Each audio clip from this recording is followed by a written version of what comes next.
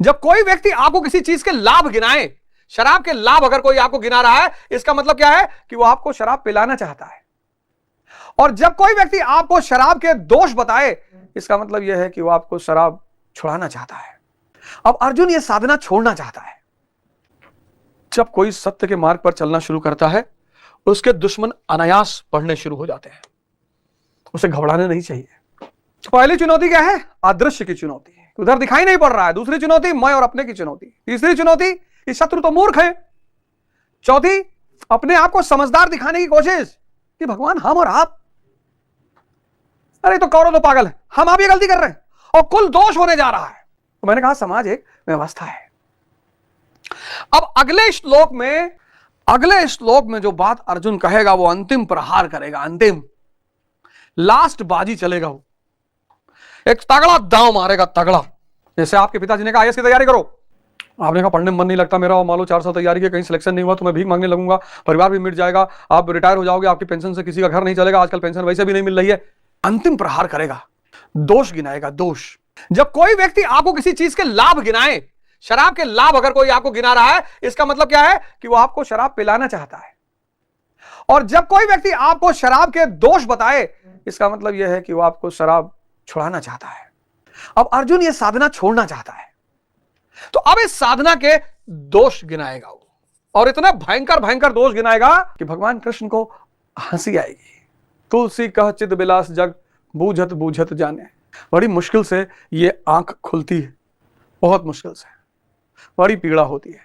कभी कभी जब मैं अपने जीवन को पीछे पलट कर देखता हूं और मैं देखता हूं कि अरे भगवान, और जब पीछे से हमले होते हैं, लोग गाली देते हैं, मैं तो छोड़ दूं पढ़ाना, आप आओ पढ़ाओ, हम क्यों पढ़ाएंगे, ड्रामा कर रहा है, ढोंग कर रहा है। अरे भैया आप आओ पढ़ाओ ना। आप पीएचडी किए इकोनॉमिक्स से, आप लंदन से पढ़ के आए, आप अमेरिका से पढ़ के आए, मैं तो गुरु भगवान के यहां पिछले 5 साल से जा रहा हूं, आप 25 साल से जा रहे हैं, आपने क्यों नहीं पढ़ाया? आपने ये बीड़ा क्यों नहीं उठाया कि इतनी महान चीज को मैं अपने सब गुरु भाइयों को बताऊंगा, और सिर्फ गुरु भाइयों को नहीं, पूरी मानवता को बताऊंगा। मैं आता ही नहीं, गुरु भगवान मुझको गीता स्वामी कहते ही नहीं, मैं आता ही नहीं।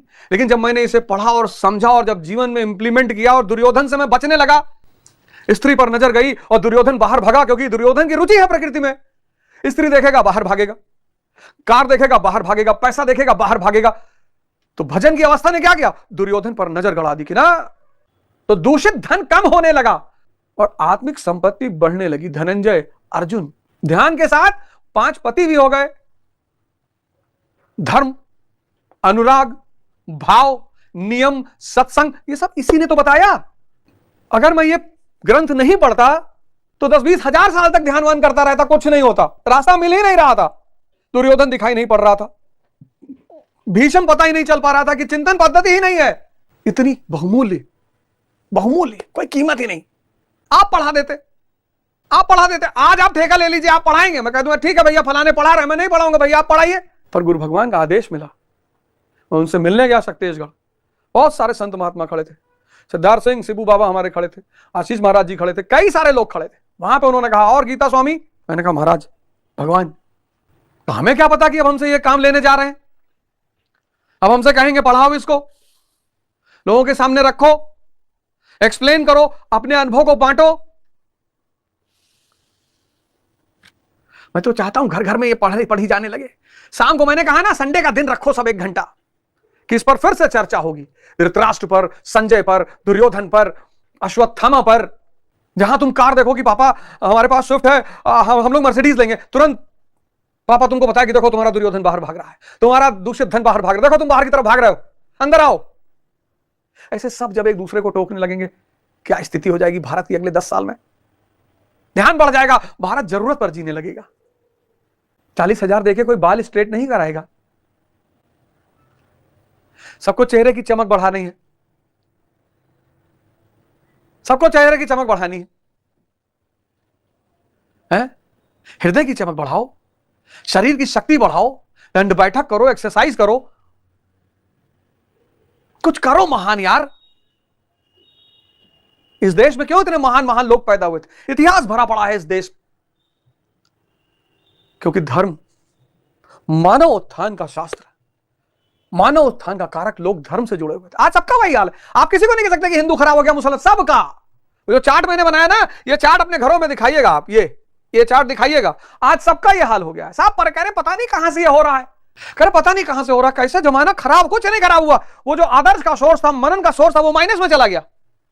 अब लोग बाहर से धार्मिक हो गए। कोई सिर्फ बुर्का पहन के अपने आप को धार्मिक मान रहा है, कोई सिर्फ चंदन लगा के अपने आप, पता कुछ नहीं है, पता कुछ नहीं। एक हमारी स्टूडेंट थी क्लास में, मैंने कहा मोहम्मद साहब की सारी पत्नियों के नाम बताओ। नहीं पता सर। बुर्का पहनना बुरा नहीं, चंदन लगाना बुरा नहीं है, लेकिन जब बाहर से धार्मिक लग रहे हो तो अंदर से भी तो रहो। आज 90% लोग सिर्फ धार्मिक दिखाई पड़ते हैं, है नहीं। और यही आज के समाज की सबसे बड़ी चुनौती है।